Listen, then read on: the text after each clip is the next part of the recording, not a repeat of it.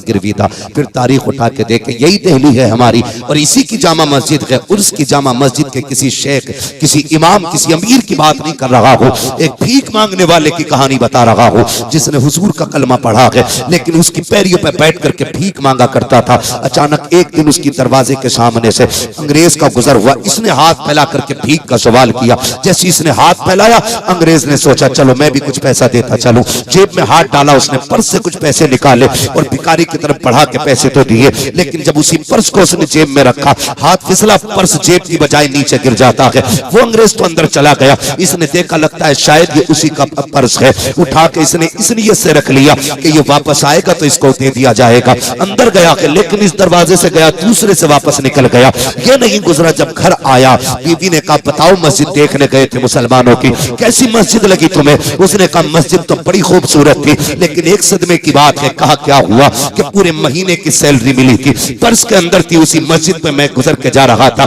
कहीं मेरा पर्स गिर गया है, पूरी महीने की सैलरी चली गई। बीवी ने कहा पैसे का कोई तुक नहीं है, ये तो फिर भी आ जाएगा, लेकिन मेरे सरताज वादा कर एक बार मुझे भी वो मस्जिद दिखा के लाना जिसकी तू तारीफ कर रहा है। अल्लाह अकबर। अंग्रेज ने कहा ठीक है, आइंदा फिर मैं जाऊंगा, तुझे साथ लेके जाऊंगा। 8 दिन 10 दिन 15 दिन महीने भर के बाद फिर ये उसी मस्जिद के दरवाजे पे आया और उसी राह से गुजर के मस्जिद के अंदर जा रहा था। इस फकीर की निगाह उस पे पड़ गई। इसने पहचान लिया, कहा ये तो वही है जिसने मुझे भीख दी थी।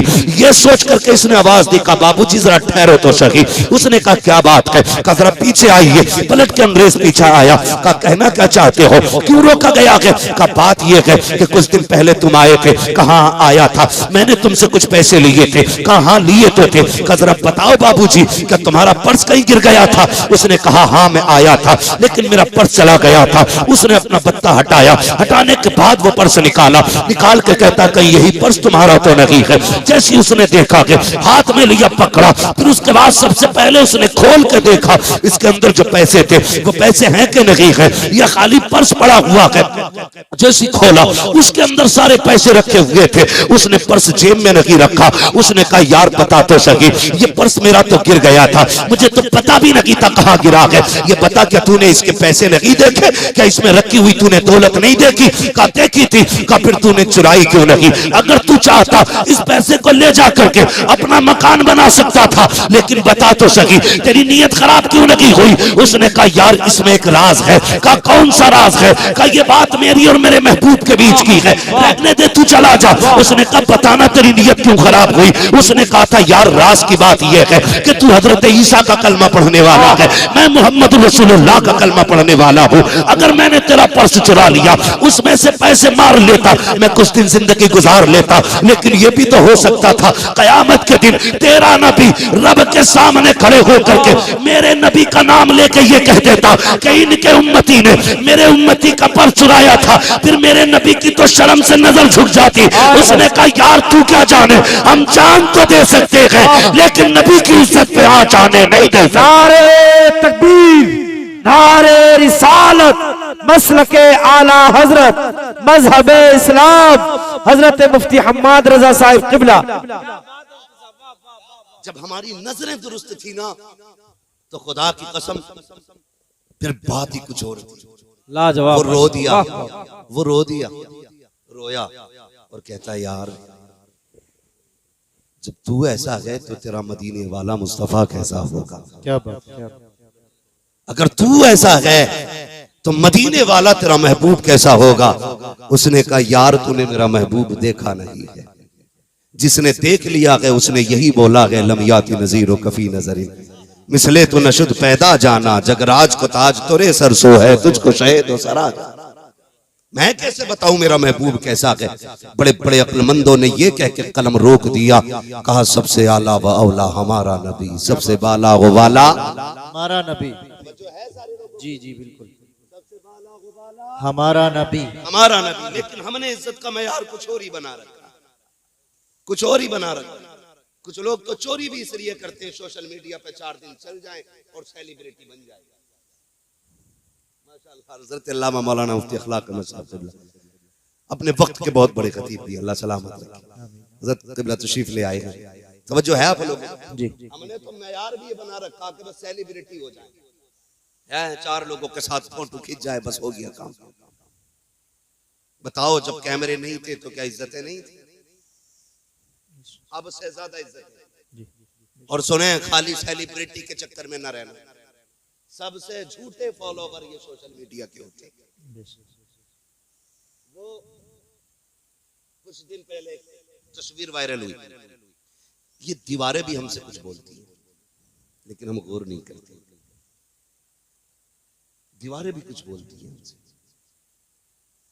ये टूटी हवेलियां भी कुछ बताती हैं। कभी गौर किया करो। तो वो एक तस्वीर वायरल हुई और उसमें सिर्फ इतना कहा था कि देखो ये लाश पड़ी है हॉस्पिटल के बाहर और इसे कोई लेने तक नहीं आया। जब उसके नीचे की खबर पड़ी ना, तो रोंगटे खड़े हो गए। सोशल मीडिया पे इसके 2 करोड़ फॉलोवर थे, लेकिन आज ये हॉस्पिटल के बाहर पड़ी है लाश, कोई इसे देखने तक नहीं आया। ये झूठी शान व शौकत है, झूठी शान व शौकत। इस पे भरोसा न करना। सेलिब्रिटी ऐसे नहीं बना करती। जानते हो, जंग का मौका है, मिंबर पे नबी का उमर बैठा है, जंग चल रही है। सेलिब्रिटी बता रहा हूं किसे कहते हैं। हाँ, कौम का हीरो कौन होता है? जिन लोगों के सारे काम फर्जी हैं, हमने उन्हें हीरो बना रखा है। हाँ? और सोशल मीडिया, अल्लाह माफ करे, कितना भी काला है ना, ऐसे ऐसे फिल्टर मारते कि कतई गोरा कर देते। साहब, अब तो हजरत मसला यह है कि रिश्ते भी आजकल सोशल मीडिया पे ही हो रहे हैं। बचे इन चीजों से। पहले का दौर देखें आप, जब रिश्ते होते थे तो कौम एक बंदे का इंतखाब करती थी, वो जाया करता था, वो आंखों से देखता था, लोगों से मिलता था, 3-3 दिन रुकता था रिश्तेदारी में, लोगों को भली भांति जानता था, फिर आके बताता था कि हाँ ठीक है रिश्ता कर दे। लेकिन अब क्या हो रहा मालूम है? बुरा ना मानिए, अब तो लड़के का फोटो फेसबुक पे देख लिया, 3 फिल्टर लगे थे, डट गए और कान में बुंदा पहने बैठा था। तो लड़की वाले कहते हैं ठीक है जी, सोने पहने हुए लड़का पैसे वाला होगा।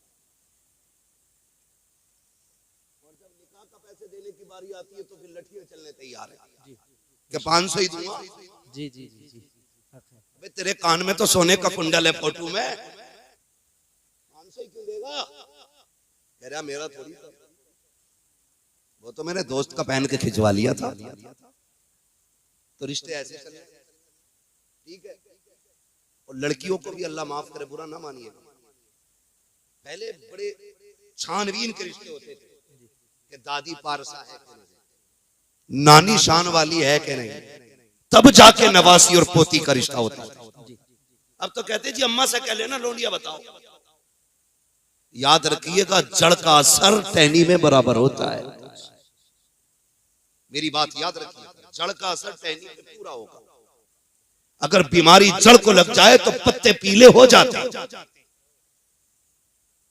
और बड़ी बात कहूं, अगर जमीन खराब होती है तो फसलें बिगड़ा कर, माएं खराब होती हैं तो नस्लें बिगड़ा कर। बहुत सोच समझ के रिश्ता करना, सबसे बड़ी बीमारी इसी से आई है। मैं यहां किसी के लिए सफाई देने नहीं बैठा, लेकिन ये बात भी मैं कह दूं, सही बात ये है कि कोई शादी ना हुई इसलिए परेशान है, और किसी की हो गई है कोई इसलिए परेशान है। परेशानी परेशानी।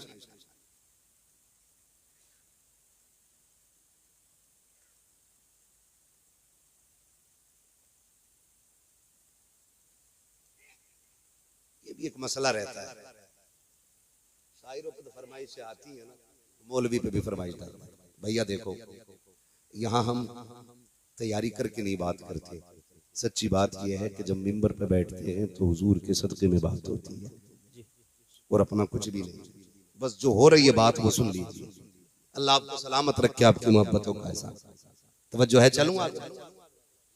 खैरियत है? सर क्यों हिला रहे हैं भाई? जरा बोले खैरियत है? अल्लाह सलामत रखे और खैरियत से रखे। तो रिश्ते जो हैं बड़ी अजीब तरीके से हजरत रिश्ते चले। फोटो डाल दो, डाल दिया, और लड़का के घर में जवान है ना, बाप कहता बेटे रिश्ता कर दें तुम्हारा। अब्बा किधर करना है? कि तेरी खाला ना गरीब है बेटे, उसकी बेटी ठीक ठाक है, वहां करने का इरादा। कहता ना वहां ना करियो। कहा क्यों? कि मैंने बुद्धा की शादी में ना एक लड़की देखी। ये गलत नहीं है, सच्ची बात कह रहा हूं। नौजवानों सुने मेरी बात कि फलां की शादी में देखी थी, कैसी थी? का बाल बड़े लंबे थे। अब्बा एक ही झपट पड़ी, अभी तक दिमाग से नहीं निकल रही है। बेटे ये इश्क नहीं, ये बीमारी लग गई है, अपने दिमाग का इलाज करा। कई बार भूत भी देखने में खूबसूरत नजर आया करते हैं। और रह गई माज़अल्लाह शादी की बात, तो वहां तो देखो ऐसे ऐसे मेकअप और बेगैरतियां कि शर्म आया करती है। न तो शादी और ब्याह में देखने के बाद, मैरिज हॉलों में फंक्शनों में देखने के बाद, पार्टियों में लड़कियों को देखने के बाद रिश्ते की तैयारियों में लग जाया करते हो। बाप की बात का इनकार कर दिया करते हो। कितनी आसानी से कहते हो नहीं तुम्हें क्या पता बहू कैसी होनी चाहिए, तुम पुराने जमाने का मॉडल हो, हम नए दौर के लोग हैं, हम बताएंगे बहू कैसी होनी चाहिए घर की। अरे नादान बता तो सकी, तूने तो भी एक झपट देखी है, तुझे क्या पता औरत कैसी होनी चाहिए? उस बाप से पूछ जिसने 30 साल एक खातून के साथ गुजारे हैं, औरत में कौन सी अच्छाई होनी चाहिए, कौन सी बुराई नहीं होनी चाहिए, उसी बाप से कह दिया करते हो शादी अपनी मर्जी से की जानी है। जब तुम शादी ब्याह के लिए मैरिज हॉलों से देखी हुई लड़कियां, तमाशे और डांस पार्टियों से देखी हुई लड़कियां, और जाकर के फंक्शनों से बेगैरती के लिबास में टहलने वाली लड़कियां अपने घर की बहू बनाते हो, तो इज्जतों के जनाजे नहीं, बरकतें भी रूठ जाया करती हैं, रहमतें भी चली जाया करती हैं। 3 महीने नहीं गुजरते हैं, कभी कलियर लेके जा रहे हो, कभी अजमेर लेके जा रहे हो, कभी देवा शरीफ लेके जा रहे हो। मैंने कहा किधर लेके जा रहा है? का भूत नहीं उतर रहा है, कई मजारों पे इलाज करा लिया, नादान ये भूत नहीं आया है, ये पूरी भूतनी है। भूत उसका उतरता है जिस पे आया करता है, जो खुद भूतनी होती है उसका इलाज नहीं होता है। इलाज तुझे शादी से पहले करना था। कौन सा इलाज? कि तू अपनी जिंदगी के लिए किसी पार्टी से लड़की का इंतखाब न करता, सजदे के मुसल्लों से तू लड़की का इंतखाब करता, पारसा घरानों से इंतखाब करता, हुस्न कैसा भी होता, इबादत गुजार लड़की लाता, तेरा घर भी महक जाता, तेरी नस्लें भी महक जाती। नारे तकबीर, नारे रिसालत, मसलके आला हजरत हजरत अल्लामा मुफ्ती हम्माद रजा साहब क़िबला। नारे तकबीर, नारे रिसालत, जिंदाबाद। तवज्जो है आप लोगों को? तो बंदा लगा पड़ा भाई उसी में, फोटो देख के हो गई शादी। सोच समझ के नौजवानों, ये शादी ब्याह के फैसले गुड़िया गुड्डों के खेल नहीं होते। फिर उसके नतीजे में तलाकों की कसरत होती है। जब तलाक कसरत से होती है तो लोग इस्लाम पे उंगली उठाते हैं। इस्लाम पे उंगली उठाते हैं। निभाने वालों के लिए इस्लाम ने कितनी बरकतें रखी है। हाँ? बातें बिगड़ती जा रही हैं, हालात बदलते जा रहे हैं। नौजवानों हमें अपने कदम बेहतर करने, सेलिब्रिटी समझते हैं 4 दिन फॉलो हो जाए हमारा, 4 लोग हमें सलाम करने लग जाए, हो गए हम। कुछ भी नहीं है, आंख बंद होने की देर है। सारे सलाम करने वाले रखे रह जाएंगे, सारे फॉलोवर रखे रह जाएंगे, बस आंख लगने की देर है। धक्का देने दो मौत को एक, देखना सब कुछ छीन लिया जाता है। नाम, पहचान, निशानियां सारी खत्म। सिर्फ एक लाश के सिवा कुछ नहीं बचता। एक लाश के सिवा कुछ नहीं बचता। मैं बात कह रहा था, हम लोग सेलिब्रिटी से समझते हैं जिसका सोशल मीडिया पे चर्चा हो। सुने जरा, हजरत उमर फारूक आज़म, जंग का मौका है, मिंबर पे बैठे, अचानक कह देते या सारी अल जबल, ये जुमला आपकी जबान से निकला, सारे लोग हैरत में पड़ जाते हैं। उमर मस्जिद में और सारी आज जंग में है। भाई ये क्या हुआ अचानक? महीने बाद जब लश्कर लौटा और आके हजरत उमर की बारगाह में सलामी पेश की, लोगों ने कहा बड़े खुश लग रहे हो, कहा जंग जीत के आए हैं। ये भी एक बात जहन से साफ कर ले पहले, हमारा इस्लाम किसी पे हमला करने की इजाजत नहीं देता, अपना दिफा करने का इजाजत देता है। ये जहन में बात रखिएगा। जो हमसे नफरत नहीं करता है, हम उससे नफरत नहीं करते, और जो हमें एक नजर देखना नहीं चाहता है, हम उसे आधी नजर देखना नहीं चाहते। ये है हमारा इस्लाम का मिजाज। प्यार बांटो, प्यार मिलेगा। नफरतों के बीज बोओगे तो नफरतों के सिवा कुछ नहीं मिलेगा। प्यार का बीज बोइए, प्यार का बीज बोइए। बस मेरी बात पे गौर कीजिए। जब पलटा वापस लश्कर, कैसे जीते? कहा हम तो हार रहे थे। हजरत उमर ने कहा था पहाड़ पकड़ लो, पहाड़ पे चढ़ जाओ। कहने लगे उमर तो यहाँ थे। कहा लेकिन कसम है पैदा करने वाले की, महीने का फासला था, मीलों की मसाफत थी। कहा ऐसा लग रहा था जैसे उमर मेरे कान के पास से आवाज दे रहे थे। ये बात इतनी मशहूर हो गई, मक्का मदीना सब में शोर हो गया। अरे उमर देखो मदीने में बैठ के ना मीलों दूर की मसाफत तक का देख भी लेता है और आवाज भी पहुंचा देता है। लोगों में बातें होने लगी। ये बात चलते चलते मक्का शरीफ तक आ गई। मक्का शरीफ में आपका ना बचपन का एक दोस्त भी रहता था, बेदीन था वो। उसने कहा ये कैसा हो सकता, उमर मेरे साथ रहा है, मेरे साथ खेला कूदा है, ये बात कैसे हो सकती है? वो यहां से मीलों तक का देख ले। आया हम भी जाके पता करें। मक्का शरीफ से आया दौड़ा दौड़ा मदीना। उमर कहाँ मिलेंगे, उमर कहाँ है? लोगों ने कहा लहजा नीचा कर, उमर अमीरुल मोमिनीन है। उसने कहा तुम्हारा अमीरुल मोमिनीन है, मेरा तो यार लगता है, मेरा बचपन का साथी है। किसी ने कहा जाओ, वो मस्जिद से निकलते होंगे। गया, मस्जिद से हजरत उमर निकल रहे थे। इसने हाथ पकड़ा, कहने लगा यार उमर एक बात बता, जो मैंने सुना है वो सच है? कहा क्या? कहा मैंने सुना है कि तू यहाँ बैठे बैठे महीनों की मसाफत की दूरी कभी देख लेता है और वहां तक तेरी आवाज भी चली जाती है। हजरत उमर ने मुस्कुरा के कहा तूने सच सुना है, तूने सच सुना है, सच सुना है, सच सुना है। कहा यार बता तो सही, बचपन में हम एक साथ ऊंट चराया करते थे, तेरा ऊंट गुम जाता था, तेरा बाप डांटता था खत्ताब, तो मैं दौड़ के जाता था, तेरा ऊंट तलाश करके लाता था, तुझे अपना ऊंट नहीं मिला करता था। आज ये तो बता कमाल कैसे मिल गया है, यहाँ बैठे बैठे इतनी दूर का कैसे देख लेता है, और कल तुझे ऊंट नजर नहीं आता था। हजरत उमर ने बड़ी बात कही थी, फरमाया था सुन, जब तेरे दोस्त थे तो कुछ नजर नहीं आता था, जब से हुजूर के दोस्त हो गए हैं सारा जमाना नजर आने लगा। नारे तकबीर, नारे रिसालत, मसलके आला हजरत, जश्न दस्तारबंदी हजरत अल्लामा मुफ्ती हम्माद रजा साहब क़िबला। नारे तकबीर, नारे रिसालत, जिंदाबाद जिंदाबाद। मसला कोई नहीं बनता है जनाजे में कितने लोग आएंगे कितने नहीं, बस इतनी कोशिश कीजिएगा, किरदार बनाइए ऐसा कि लोग देख के मजहब इस्लाम के बारे में सोचने पे मजबूर हो जाए। हमारे कुछ नौजवानों में पीछे लॉकडाउन हुआ था, खुदा की कसम आज भी ख्याल आता, दिल से दुआएं निकलती हैं। जब लोग जिंदगी और मौत की लड़ाई लड़ रहे थे और परदेसी पैदल दौड़ रहे थे, हम जानते हैं, हमने देखा कितने कलमा पढ़ने वाले रोडों पे खड़े होकर के जान की फिक्र किए बगैर भूखों को खाना खिला रहे थे, प्यासों को पानी पिला रहे थे, और वह किरदार अदा करके दिखाया था कि रहती दुनिया तक उनकी मिसाल नहीं मिल सकती। सिर्फ एक शय में नहीं, हर शय में किरदार अपनाओ, नफरतें खत्म करो। अभी हम अपनों को प्यार नहीं दे पा रहे हैं, दूसरों को प्यार कहां से देंगे? ये दीवारें क्यों उठ रही हैं? इसलिए कि मैं नहीं चाहता मेरे पैर की करवट में किसी का पैर आए, मैं नहीं चाहता मेरे बगल में कोई खड़ा हो, मैं नहीं चाहता कोई मेरे मुकाबले में आए। ओ यार जिंदगी गुजर जानी है, नहीं बचनी। कोई 60 साल में मरेगा, कोई 70 में, कोई 100 में, कोई 110 में। जाना सभी को है, जाना सभी को है।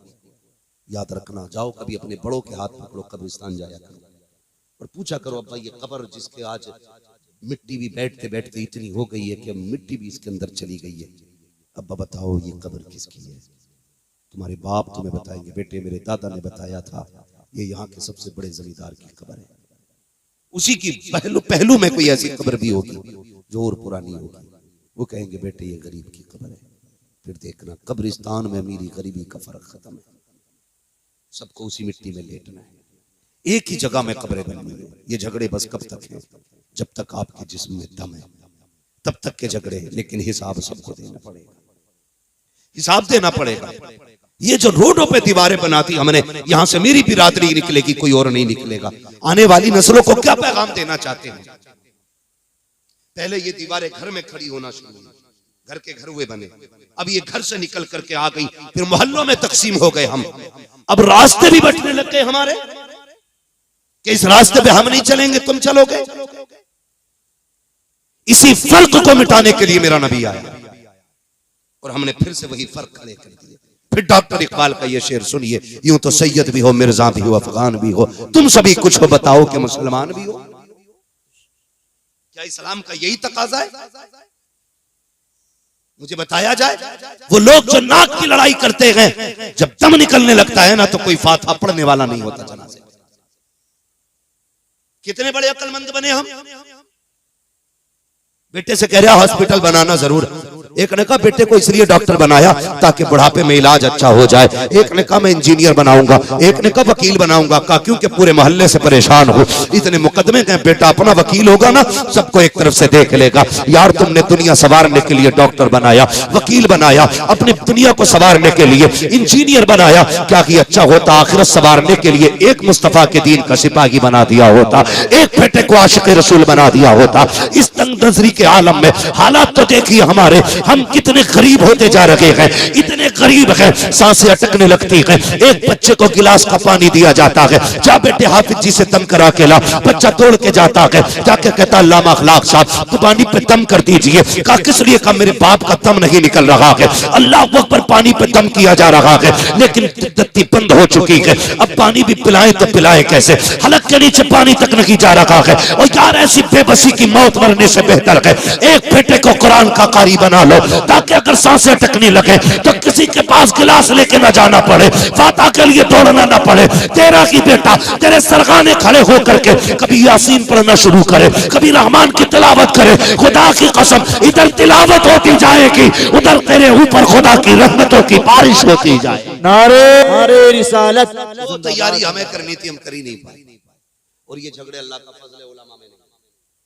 जो इल्म वाले लोग होते हैं वो ये लड़ाइयां नहीं लड़ाते, इसलिए निकलिए इन लड़ाइयों से। काबिलियत, दौलत, शान और शौकत ये सारी अपनी जगह है, हुजूर की गुलामी अपनी जगह है। मेरे हुजूर ने दीन दिया, अखलाक दिए, दुनिया में रहने सहने का तरीका सिखाया, लेकिन हमने सब कुछ भुला दिया। तरीके मुस्तफ़ा को छोड़ नागे वजह बर्बादी, इसी से कौम दुनिया में हुई बेइक़्तिदार अपनी।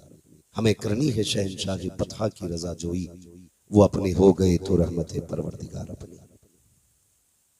और तंग नजरी हमारी देखें, बुरा ना मानिए, सिर्फ नीयत का फेर है, नीयत का।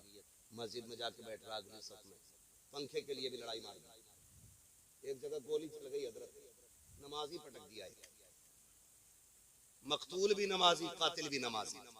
क्या सजदे हैं हमारे, सोचें यार क्या सजदे हैं हमारे। मस्जिद में जाके बैठ के कह रहे आप बता दिया उसे बुद्धा को देख लूंगा मैं निकल। ये इबादत है हमारी। अल्लाह कहता सुन, तू मेरी मस्जिद में आके लाख सजदे कर, तूने कपड़े भी सफेद पहन लिए, गुस्ल भी 6-6 बार कर लिया, लेकिन अगर दिल साफ नहीं है तो फिर कुछ भी साफ नहीं। ये जो कीना रख रखा है ना इसके अंदर, पहले इसे धोना पड़ेगा। जब तक बुग़्ज़ व हसद का जनाजा नहीं निकलेगा ना तब तक हम कुछ नहीं कर पाएंगे। तो मस्जिद में बैठ रहा तो पंखा, एक साहब नमाज पढ़ने चले, दूसरे ने बंद कर दिया।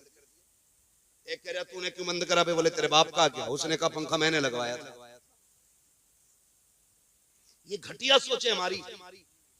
आज की बातें हो गई, कह रहा बड़ा मुश्किल है मस्जिद में रुकना बिना पंखे के। आज तो कालीन है, पंखे हैं, टंकी है, टोटी है, हवा है। पूछ कभी बिलाल से सजदे कैसे होते थे। एक जमाने तक मस्जिद नबवी की छत ऐसी रही कि धूप भी छन के गिरा करती, लोगों ने भीग के सजदे किए, लेकिन कभी उन्होंने ये नहीं कहा कि मजा नहीं आया। वजह क्या है? क्यों इबादत में मजा नहीं आया? दिमाग इबादत में नहीं है, दिमाग तो पंखे पे लगा है। दिमाग पंखे पे लगा, नमाज में बंद हो जाए, नियत तोड़ के कहता किन्ने करावे। ये इबादत है हमारी। बदलो यार अपने रंग। जब इबादत भी किया करो ना तो ऐसे यार कभी कभी ऑफिस भी जाना पड़ता है ना, डीएम एसडीएम के यहाँ पे भी कभी जाना पड़ता है हम लोगों को। तो वहां देखो एक मुख्तसर सा एक छोटा सा अधिकारी है, जिंदगी का मालिक नहीं है, एक इलाके का, एक मुहित जमीन का, एक ये के लिमिटेड हिस्से का मालिक है वो। लेकिन मजाल है उसकी बारगाह में खड़े होकर कोई सांस जोर से ले ले, मोबाइल नहीं बच सकता अंदर, साइलेंट, आप आवाज नहीं निकाल सकते। क्यों? एसओ साहब है, सीओ साहब है। सोच अगर एसओ और सीओ का डर इतना है तो फिर खुदा का डर कितना होना चाहिए? है कोई डर खुदा का? कौन ही मार रहा? नमाज में भी कौन नहीं चल रही। फिर कह रहे दिन नहीं बदल रहे, मैंने बड़ी दुआएं मांगी हैं, कोई मस्जिद नहीं छोड़ी जहां हाथ नहीं फैलाया, कोई दरगाह नहीं छोड़ी जहां जाके दामन नहीं फैलाया। यार तूने मांगा कब है? वो तो ये कहता है तो मुझे एक बार रहमान कह, मैं तुझे 70 बार अपना बंदा कह के आवाज देता हूँ। तुमने आवाज कब दी है? तुम तो वहां भी शान और शौकत के झगड़ों के लिए मर गए, वहां भी तुम्हें ऐशो इशरत के लिए जाके मरे, वहां भी तुम्हें अपने आराम की जरूरत थी, तुमने 2 मिनट के लिए हाथ उठाए, तुम्हारा कलेजा फट रहा था 10 मिनट बैठने में। ओ यार पता तो सही, माँ उस वक्त तक बच्चे को दूध नहीं पिलाती है जब तक वो नहीं होता है। अगर माँ बेटे को रोए बगैर दूध नहीं पिलाती तो क्या तू रब के आगे तो आंसू नहीं गिरा सकता है? क्या तुझे रब की बारगाह में रोना नहीं आता है? जा दावे के साथ कहता हूँ, मस्जिद में जा, आयत करके बैठ जा, उस वक्त तक नहीं जाना जब तक तू देखा नहीं। खुदा की कसम उसकी रहमत पर इतना भरोसा है, तुझे वो उठने से पहले तेरी जरूरतें भी पूरी फरमा देगा, तेरी मुरादों को भी पूरा फरमा देगा। क्या बात है, सुभान अल्लाह, सुभान अल्लाह।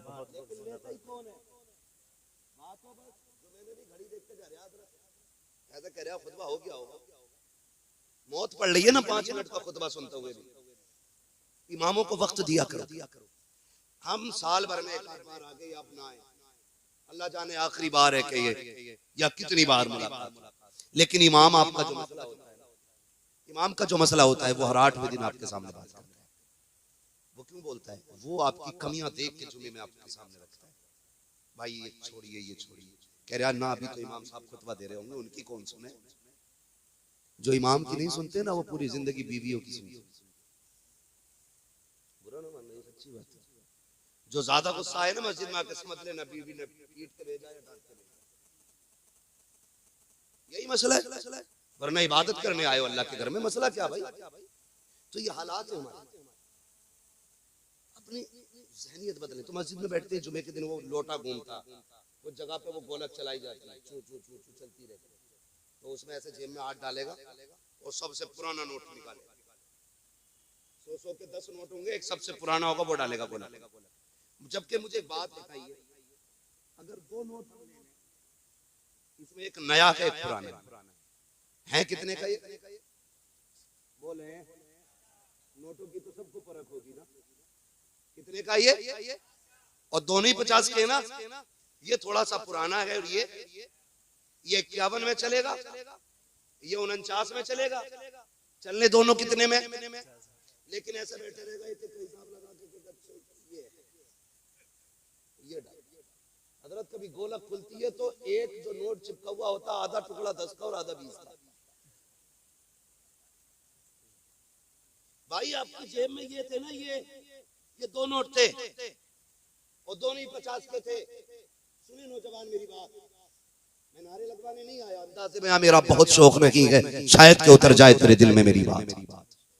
ये 2 नोट निकले, तुमने जब पुराना नोट निकाला, रब ने कहा फरिश्तों देखो तो सही, ये मेरे घर में बैठा है, मुझसे मोहब्बत का दावा करता है, जो देखने में घटिया है उसका इंतखाब मेरे लिए किया है, जो देखने में नया था उसको अपने लिए रख लिया है। बताओ इसकी मोहब्बत सच्ची है कि पक्की है? इसकी मोहब्बत कच्ची है कि पक्की है? बताओ तो सही। अब बताओ, ये दुआएं मांगेगा, ये मुझसे सवाल करेगा, मुझे बताओ इसने काम कैसा किया है? जो गला सड़ा था वो मुझे दे के गया, जो साफ सुथरा था ये खुद लेके चला गया, जबकि उसने कुरान में कहा था लन तनालुल बिर्रा हत्ता तुनफिकू मिम्मा तुहिब्बून। तुम्हें उस वक्त तक कामयाबी नहीं मिलेगी जब तक अपनी महबूब से को अपने रब की बारगाह में ना दो। अगर तेरी जेब के अंदर सैकड़ों नोट भी थे तो सबसे नया नोट निकालता और खुदा की राह में देता, ताकि फरिश्ते कहते मुबारक हो तेरी मोहब्बत सच्ची हो गई है, जो अच्छा था वो खुदा को दे दिया है, जो घटिया था तूने अपने लिए रख लिया। नारे तकबीर, नारे रिसालत, मसलके आला हजरत हजरत अल्लामा मुफ्ती हम्माद रज़ा साहब क़िबला, जश्न दस्तारबंदी, नारे तकबीर, नारे रिसालत, जिंदाबाद। सच्ची मोहब्बत करें अल्लाह से, और जो सच्ची मोहब्बत करता है अल्लाह फिर उसे देता है, अल्लाह उसे देता है। ये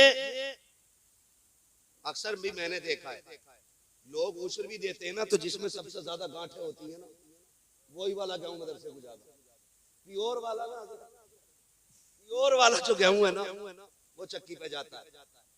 अगर प्योर वाला आ गया और 2 क्विंटल आना किसी खेत से, वो देखता मट्टी कौन से में ज्यादा आना, यही दे दो। सोचें जरा। अब तो बुरा ना मानिए, मैं अल्लाह का शुक्र है मैं सुन्नी बरेलवी हूं, मैं सिलसिलों का मुखालिफ नहीं, क्योंकि मैं भी किसी न किसी सिलसिले से जुड़ा हूं। मैं भी बुजुर्गों का एहतराम करता हूं, लेकिन बुजुर्गों ही का करता हूं, बुजुर्गों ही का करता हूं। सुने, ये भी अभी एक जगह जाना हुआ, नाम नहीं लूंगा, राज खुलेगा किसी का, तो वहां बताया मदरसे वालों ने कि 4 महीने से मदरसे वालों की तनख्वाह नहीं गई। अब चूंकि कारी नौशाद साहब सफर सब में रहते हैं, मजार मिल जाता, कहीं तो हाजिरी भी होती है, तो कुछ मजारों पे जाना हुआ, गोला कितनी ऊंची थी और इतनी मतलब उसकी चौड़ाई थी और इतनी लंबाई होती, ज्यादा ही होती इससे। उसमें इतने नोट थे कि लोग लकड़ियों से धकेल लेते, और शीशा लगा था उसमें, ऐसा नहीं कि साहब वो नोट ही नहीं गुजरा, वो फुल भरी थी।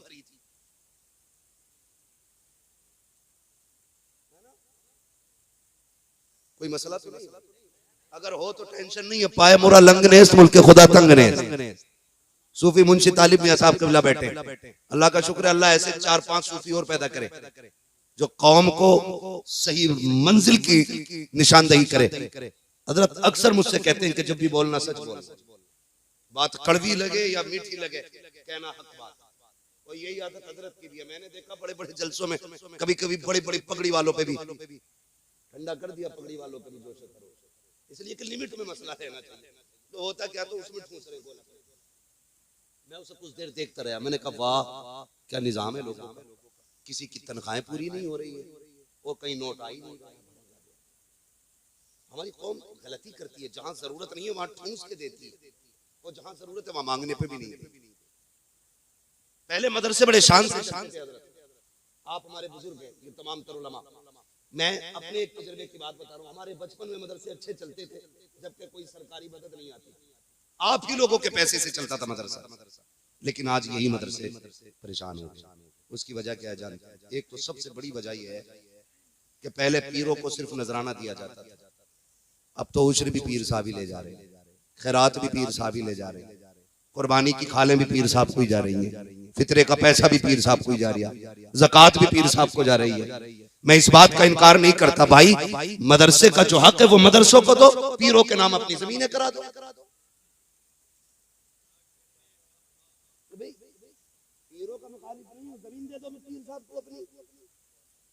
लेकिन मदरसे वालों के साथ ये सितम ना करो। एक एक मुरीद हजूर को मालूम है कितने कितने दे रहा हजूर को, हुजूर न समझे, हजूर में पहले ही बता दे, एक एक मुरीद 3-3 लाख की रसीद हजूर की कट रही है। मदरसे वाले पहुंचते कहते ना वो हजूर ले गए, अबे हजूर था के डांट, मदरसे के नाम का भी कुछ नहीं बचा। कुछ बातें ऐसी है जो मैं इससे आगे महफिल में नहीं कहना चाहता, हजूर मिलेंगे तो इंशाअल्लाह कहूंगा और हजूर ही से कहूंगा, मगर आपसे इतना कहना चाहता हूं, ये मदरसे हमारे आज जो दाढ़ियां सलामत है ना, ये नहीं मदरसों की देन है। आज जो कलमा आता है ना हमारे बच्चों को, ये मदरसे की देन है। आज जो टोपी लगानी आई है हमें, ये मदरसों की देन है। अगर कुछ बेटियों के सर पे दुपट्टे सलामत है ना, तो मदरसे की देन। अगर ये बंद हो गए ना, कोई जनाजा पढ़ाने वाला नसीब नहीं होगा। हजूरों के चक्कर में मत रहिए, ये पहले बता रही हूँ। कारी साहब कई हजूरों के पीछे नियत बांधनी मगरिब की, तो 3 रकात ऐसा लग रहा था 3 साल से खड़ा हूं पीछे। कुरान से ज्यादा अपने सजरे पे ध्यान दे रहा है। इसे ये नहीं पता कुरान में मंजिलें कितनी है, ये पता मेरी 7 पुश्तों में इतने वली हुए। कयामत में ये नहीं पूछा जाएगा कि बता तेरी नस्ल में कितने वली हुए। बिदरम सुल्तान बूथ के नारों से कुछ नहीं होना। तू बता तू क्या है, तू भी कुछ है कि नहीं? लोगों की लाइन पीछे है, तुम यार इंसाफ करो, आपको इंसाफ करना पड़ेगा।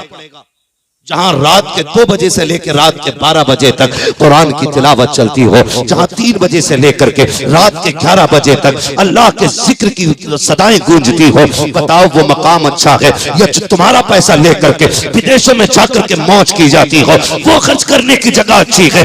अपने पैसे इदारों में लगाओ, कुरान पढ़ने वालों पे लगाओ। अगर इनको नमाज जनाजा पढ़ाने बुला लिया तो जनाजे से ही कुटाई शुरू हो जाएगी। ऐसी कौम पे पैसा लगाओ जो जनाजे पे भी काम आए, कब्र में भी काम आए और मैदान कयामत में खुदा की बारगाह में भी काम आए। क्या बात है, क्या बात है। नजराने पीरों को दो, मैं मना नहीं करता, लेकिन ज़कात मदरसों को दो, देंगे इंशाल्लाह। अरे बोलो यार, हमारा इस्लाम कहता जो दे सकता वो दे, जो ले सकता वो ले। मैं उन लोगों से नहीं कह रहा हूं जिनकी लेने की हैसियत है वो लें, और जिनकी देने की हैसियत है वो जोर से वो दें। और मदरसे की बरकतें कितनी आपकी बस्ती में तो आप नसीब वाले हो। खुद एक बहुत बड़ा खतीब रहता है, रातों दिन आप गुफ्तगू सुनते होंगे। अल्लामा साहब, मैं बस एक बात बता दूं, मदरसों की बड़ी बरकत है। फरमाया गया कि अगर हो सके तो मकान मस्जिद के करीब बनाना। क्यों? कहा मस्जिद पे जब खुदा की रहमतें बरसती हैं ना तो 2-4 छींटे बगल वाले मकानों पे भी गिरा करती हैं। और लोग ये भी फरमाया गया, हमारे सूफिया इकराम ने फरमाया कि खिड़की तो लगनी है मकान में, हवा की नियत करके नहीं, अजान की नियत करके लगवाया कर कि इससे अजान की आवाज अच्छी आया करेगी। ये नियत बदलने में देखो काम बनते जा रहे हैं। मस्जिद के करीब घर हो, खुदा की रहमतें बरसती है। याद रखिएगा, पूछना कभी अल्लामा साहब से, अकेले में पूछ लेना। जब किसी कौम से अल्लाह नाराज होता है ना, किसी बस्ती से, हुक्म होता है फरिश्तों जाओ अब इस बस्ती का तबका पलट दो, पत्थर लेके जाओ गिरा दो ऊपर से। वो फरिश्ते चल के आते हैं, अभी बीच सफर में होते हैं, आवाज आती है ठहरो, पलट आओ। लौट के जाके कहते मालिक भेजा भी तूने था, बुलाया भी तूने, बता क्यों भेजा था, क्यों बुला लिया? का गुनाह देखे तो गजब में था, तुम्हें भेजा, वो भी फैसला दुरुस्त है। लेकिन जब तुम चले हो, अभी जमीन पे एक छोटा सा बंदा मेरा 10 साल की उम्र हो और वो मुसल्ला लेके कुरान लेके बैठ गया, उसने बिस्मिल्लाहिर्रहमानिर्रहीम पढ़ा, मेरी रहमत शबाब पे आ गई। मैंने फैसला कर लिया जिस जमीन पे मुझे रहमान कहने वाला बंदा हो, मैं उस जमीन पे पत्थर नहीं गिराऊंगा। अगर एक बंदा बिस्मिल्लाह पढ़ दे, अल्लाह पूरी जमीन का अजाब उठा लेता है। पूछो इन उलमा से, सुबह से शाम तक कितनी बार बिस्मिल्लाह पढ़ी जाती है, कितनी बार कुरान पढ़ा जाता है, कितनी बार रब की कुरान की आयतों की तिलावत होती है। सोचो तो सही कितनी बरकतें आती होंगी। पहली जिम्मेदारी तो आप लोगों की है, जो आप मदरसे के करीब रहने वाले लोग हैं, जो इस बस्ती के रहने वाले लोग हैं, आपकी जिम्मेदारी बनती है मदरसों को इतना मजबूत कर दो, इतना मजबूत कर दो कि उलमा को सोचने का वक्त ना रखे। ये ना सोचे तनख्वाह किधर से आनी है, ये ना सोचे खर्चा किधर से होना है, बच्चे कहां से खाएंगे, कहां से पिएंगे। याद रखिएगा, ये कभी तुम्हारे दरवाजे पे नहीं आएंगे। अगर किसी के दरवाजे पर कोई आलिम पहुंच जाता है तो ये मत सोचना ये खुद चल के आया है। अपनी किस्मत पे नाज करना और ये सोचना आज मदीने वाले ने मुझे याद कर लिया है, आज उन्होंने मुझे याद किया है। भले जेब तेरी है लेकिन कब्जा मदीने वाले का है, दौलत तेरी है, मिल्कियत मदीने वाले की है। अगर मदरसे का मामला हो जाए, आगे बढ़ के खर्च किया करो। आज उनके मेहमानों का भरम रख लो, कल कयामत में मुस्तफा आपका भरम रख के दिखा। नारे तकबीर, नारे रिसालत, मसलके आला हजरत हजरत अल्लामा मुफ्ती हम्माद रजा साहिब किबला, जश्न दस्तार बंदी, नारे तकबीर, नारे रिसालत। बहुत करेंगे इंशाल्लाह। ये जो मस्जिदों के झगड़े और बिरादरियों के झगड़े ना, उससे बेहतर ये अगर मुकाबला करना है तो फिर दीन के कामों में मुकाबला करो। किसी ने कहा है कि अगर कोई ये कहे कि 5 महीने की तनख्वाह मेरे जिम्मे, अगर है कोई मर्द तो फिर वो खड़े होके कह दिया कर साल भर की मेरे जिम्मे। यहाँ मजा आता है और यहाँ सवाब भी मिलता है, लेकिन यहाँ नहीं। यहाँ दिए प्रधान ने तो हिसाब लेने बप्पा ना रहे। हिसाब दो पिछले साल का रजिस्टर। मैं तो कहता हूँ अगर हिसाब लेने आए उससे कहना चल पूरे साल का खर्चा तेरे जिम्मे, हिसाब हम दे रहे हैं। 10 रुपए दे के बंदा हिसाब देता, सुनो, हिसाब का एक दिन मुकर्रर है, हिसाब अल्लाह ले, आपसे भी, हमसे भी और सबसे। आज हम अपना काम करें, ये अपना काम करें, हिसाब उस दिन होना है। आप हिसाब में पढ़ेंगे तो मसला बेहिसाब हो जाएगा। तो ऐसे पीरों से बचे जो हर 3 महीने में घूमने आ रहे हैं और खाल भी ले जा रहे हैं। ऐसा पीर मिले तो अल्लाह तौफीक दे तो खाल का जुब्बा सिलवा दे।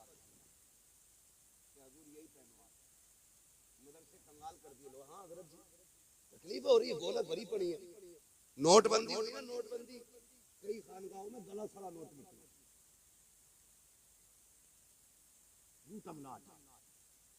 कोई मना ही नहीं कर। मैं तो पीरों से गुजारिश करता हूँ, खुदारा जब कहीं जाया करो अपने मुरीदों से कहा करो, जब तक जिंदा रहना कुरान की खिदमत करते रहे। एक सच्ची बात हजरत है, कोई भी फन हो, नहव, सर्फ, मंतिक, फलसफा, कोई भी फन हो, ये सारे फन इसलिए पढ़ाए जाते हैं ताकि कुरान पढ़ना आ जाए, है कि नहीं? ये सारे फन इसलिए पढ़ाए जाते हैं कि कुरान पढ़ना आ जाए। आज हम चतुर्वेदी बने बैठे, हमें बिस्मिल्लाह ही नहीं आ रही। भाई किधर गया उधर, रास्ता भूल गया क्या? हैं? अतीब शहीर हमें कहा जा रहा है, खुतबा सुनो ना तो माथे पे पसीना आ जाए। हालात ये है, वो भाई असल कुरान है तो वक्त कुरान को दिया करो। हमने भी नाइंसाफी की है, जो आता है खतीब को पैसा देता है, जो आता है शायर को पैसा देता है। हमने निजाम बदल के रख दिया है। क्या ये अच्छा होता? जितने खतीब होने चाहिए, जितने नकीब हो, जितने शायर होने चाहिए, उतने की कारी होने चाहिए, उतने की ताली होनी चाहिए। और होना ये चाहिए, पहले तिलावत होनी चाहिए, फिर नात होनी चाहिए, फिर तकरीर होनी चाहिए, फिर तिलावत होनी चाहिए, फिर नात होनी चाहिए, फिर तकरीर होनी चाहिए। और कूद कूद के पैसे देने वालों, जितना शोरा पे लुटाते हो, खुतबा पे लुटाते हो, उतना की तिलावत करने वालों पे लुटाओ, ताकि बच्चों को पता चले सिर्फ तकरीर करने वाले को पैसा नहीं मिलता, नात पढ़ने वाले को पैसा नहीं मिलता। अगर कुरान पढ़ो तो कुरान पढ़ने वाले को भी पैसा मिला। गरीब तो हमने बनाया ना कुरान वालों को। बच्चा भी हिसाब लगा लेता, रमजान में एक ही बार मिल ले, 30 मिल जाए, 40 मिल जाए, उसके अलावा तो मिलना ही नहीं। शौक पैदा करो कुरान की तिलावत की, आप लोग, वरना कुरान के अंदर वो कमाल रखा है अल्लाह ने। अगर अच्छा कारी अच्छी आवाज में समंदर के किनारे पर्दे खड़े होके तो लहरें रुक जाया करती है। ये कुरान है। अगर यकीन ना हो तो पढ़ो तारीख, जब मेरा नबी कुरान पढ़ता था तो जो गालियां देते थे, बुरा भला कहते थे, वो छुप छुप के हुजूर की तिलावत सुना करते थे। ये भी तारीख है। पूरी काबीना बैठ जाती थी हुजूर के खिलाफ, अबू जहल, उतबा, शैबा बड़े बड़े बैठ जाते थे। ओ भाई उनकी बात नहीं सुननी। अबू जहल कहने लगा, सुनो भाई एक चीज पर रोकथाम करो। कहा क्योंकि सुना है वो कुरान पढ़ते हैं तो हमारी पार्टी के लोग कुरान सुनने जा रहे हैं, रोको वरना उधर ही चले जाएंगे। तो बड़े बड़े लोगों ने मशवरा किया कि हाँ किसी को नहीं जाने देंगे। लेकिन जब ईशा का वक्त आया, महबूब ने कुरान पढ़ना शुरू किया तो जानते हो जिन्होंने पाबंदियां लगाई थी वही चेहरे छुपा के सारे कुरान सुन रहे थे। एक दूसरे को देख के भाग लगा दी। और एक तो अबू जहल उतबा से छुप के भागा, उतबा शैबा से छुप के भागा, एक दूसरे से छुप के भाग रहे थे, ये कहीं देख ना ले। लेकिन भागे ना तो एक साथ ही भागे और एक ही चौक में एक दूसरे से जाके मिल गए। किधर से आ रहा है? कहा नहीं बस यही था। कहा झूठ ना बोल, कभी वहां से कुरान सुन के नहीं आ रहा है। कहा मैंने भी तो तुझे देखा था, तू भी वही कुरान सुनने गया था। बातें होने लगी, यार तू भी गया था, तू भी गया था, बता गया क्यों था? अबू जहल ने कहा, यार जब मोहम्मद कुरान पढ़ते हैं इतना प्यारा पढ़ते हैं कि तबीयत मानती नहीं है, कहीं भी हो खिंच के उनकी तरफ चला जाना पड़ता। नारे तकबीर, नारे रिसालत, अजमत कुरान, जश्न दस्तार बंदी। कड़वी सच्चाई है, हम कुरान की बरकतों से महरूम हो चुके हैं। लज्जत ही नहीं रहेगी हमारी समाज, क्योंकि हमने कुरान की बरकतें छोड़ दी। अभी कोई खड़ा हो बांसुरी बजा दी, एक साइड करे, उसके बाद करे कहो सुभान अल्लाह, मैंने पीछे से कह दिया, मैंने कौन सा कमाल कर दिया, सुभान अल्लाह कर दिया। ये ढंग है हमारा भाई। मैं आपको बताऊं कुरान पढ़ने की आदत और कुरान सुनने की आदत। रोज फजर बाद घर में कुरान पढ़ा जाना चाहिए। लेकिन क्या करेंगे, हमारी फ्रिज पे रोज पोछा लग रहा है, वॉशिंग मशीन साफ हो रही है, टीवी सब कुछ सफाई चल रही है, जो बीवी कुरान लेके आई थी ना 6 साल से खुला ही नहीं है, इसलिए कि वो भी सिर्फ लेके ही आई थी, पढ़ के वो भी कतई ना आई थी। पढ़ के आती तो खुलती, वो भी उठाए चली आई, ये लो रख दो अलमारी में सजा के। रुखसत होती है ना, रुको रुको बीवी, लड़की ना बैठाना अभी, कहा क्योंकि पहले कुरान रखा जाए, कुरान के साए में बैठी जाएगी। आज कुरान का साया याद आया, ये 19 साल से मेलों में चक्कर काट रही थी, तब कुरान का साया दिखाई नहीं दिया। घर में लाके सास कहती है क्या है, तो कुरान के 5-6 तो पहले से ही रखे, ये सास है। बुरा ना मानना, एक घर में 5 बंदे तो मोबाइल 6 है, 6 बंदे तो मोबाइल 7 है, मतलब मोबाइल अपराध से ज्यादा ही है। लेकिन ये हमारी कम नसीबी है, घर में 12 बंदे तो कुरान 2 ही हैं, और वो भी कभी नहीं खुलते। हालात देखें हमारे भाई, बंद करें ये तमाशे। हर बंदा अपने लिए कुरान ले, भले 2 आयतें पढ़े लेकिन पढ़ लिया करें। ये लाजिम नहीं है कि 4-5 पारे पढ़ोगे तो सवाब मिलेगा, मंजिल पूरी होगी तो सवाब मिलेगा, है ना। सब कारी नौशाद थोड़ी हो जाएंगे रोज 10 पारे पढ़ते घूम रहे। अरे 10 आयतें पढ़ोगे अल्लाह के बंदे, 10 आयतें वो भी नहीं कर सकते, 3 आयतें पढ़ो, ये भी नहीं कर सकते ना, तो एक ही आयत पढ़ लो। अगर पढ़ना नहीं आता है तो रोज कुरान खोल के उसकी जियारत कर लिया करो, इसी बहाने कुरान देख लिया करो, और ये सोचा करो ये वो बातें हैं जो रब ने अपने महबूब से की, ये सोच के उसे देखा करो, चूमा करो। खुदा की कसम देखो तो सही, कुरान वो किताब है जिसे पढ़ना भी इबादत, जिसे बावुज़ू होके छूना भी इबादत, जिसे देखना भी इबादत, जिसे चूमना भी इबादत, जिसकी जियारत भी इबादत है। उस किताब को तुमने पसे पुश्त डाल दिया है और मरे जा रखे को तावीज दे तो बरकत नहीं है। जा कुरान छोड़ करके तावीज तो क्या पूरा बाबा ला के गले में लटका ले, कोई फायदा नहीं होगा। सुबह उठ के यासीन पढ़ ले, किसी तावीज की जरूरत नहीं है। तेरे नस्लों में भी बरकतें होंगी, फसलों में भी बरकतें होंगी। पढ़ते ही नहीं, आत्महत्या करने जा रही है, 40,000 का कर्जा आपने दिया ही नहीं, तेरा ट्रेन से कटने जा रही हूँ, पेड़ से लटक गया, कमरबंद गले में लटका के मर गया, क्या गया किसी का यार। सुने फरमाया गया जो रोज सूरह यासीन पढ़ता है ना, तो जिस दिन बंदा सूरह यासीन पढ़ता उस दिन पूरे दिन के काम उसके अल्लाह के जिम्मे करम में हो जाया करता है। पढ़े ना कुरान को, समझे कुरान को। ये जो कह रहे हैं ना 7 बकरे लेके ये 8-8 किलो के, तो इससे कोई भूत नहीं उतरता, बल्कि वो उतारने वाला खुद भूत बन जाता खाते खाते। 7 बकरे लेके जा रहे हैं, 4 को याद ना हो रहे तुझसे, 7 बकरे ढूंढ लिया, काले कलर के मंगाए, टीका ना हो, मर गया ढूंढते ढूंढते। आखिरी शर्त इतनी खतरनाक लगा दे बाबा की पूरी नहीं होती। कह रहा मुर्गा ऐसा हो जिसने कभी अजान न दी हो, तो पूरा होना चाहिए। अल्लाह बेटे कैमरे लगा रखे, नहीं ला सकते था, बस काम हो ही जाता, मगर रपट गया। तेरे दामन में है किस लालो जवाहर की कमी, तू किसी और के दामन की तरफ क्यों देखे। तुझे क्या नहीं दिया हुजूर ने, माँ की गोद से लेकर कब्र तक का जीने का सलीका हुजूर ने दिया। हर मुसीबत से मुकाबला करने का तरीका हुजूर ने बताया। हर बीमारी का इलाज कुरान की सूरत में तुम्हें दिया गया, लेकिन करते ही कोई नहीं, करते ही कोई नहीं। बुरा ना मानना, सही बात यह है कि हम घोड़े की पूंछ की बालों पर ज्यादा एतमाद करते हैं। एक तो खुलेआम मेले में ऐलान करा रहा, कह रहा घोड़े के पैर पे खुर की अंगूठी है, ले जाओ भाई ले जाओ। हाँ, लोग पागल हो गए, काले घोड़े के नाल बाबा पूंछ के बाल दे रहा, लो घोड़े की पूंछ, काले घोड़े की पूंछ का बाल है, कुठिया में रखो बरकत होगी। और बेकायरत तस्वीर लग गई। ये एतकाद की कमजोरी है, ये ईमान की कमजोरी है। सुन, मतला घोड़े की पूंछ के बाल, ना लागू थी, वजीफा बना ले। 10 बार सुबह को हुजूर पे दुरूद पढ़ना है, 10 बार शाम को हुजूर पे दुरूद। क्या बात है, सुभान अल्लाह, सुभान अल्लाह। ये वजीफा बना ले तस्बीह बैठ। किसी दिन तो हुजूर तवज्जो करेंगे, किसी दिन तो उनकी नजर उठेगी, कभी तो कहेंगे ना ये कौन है जो सुबह शाम दुरूदों के गुलदस्ते भेजता है, कौन है ये जिसने मुझे मेरे ऊपर सुबह शाम दुरूद के तोहफे भेजे। कभी तो हुजूर की महफिल में तेरा नाम आएगा ना, कभी तो नाम खुलेगा ना।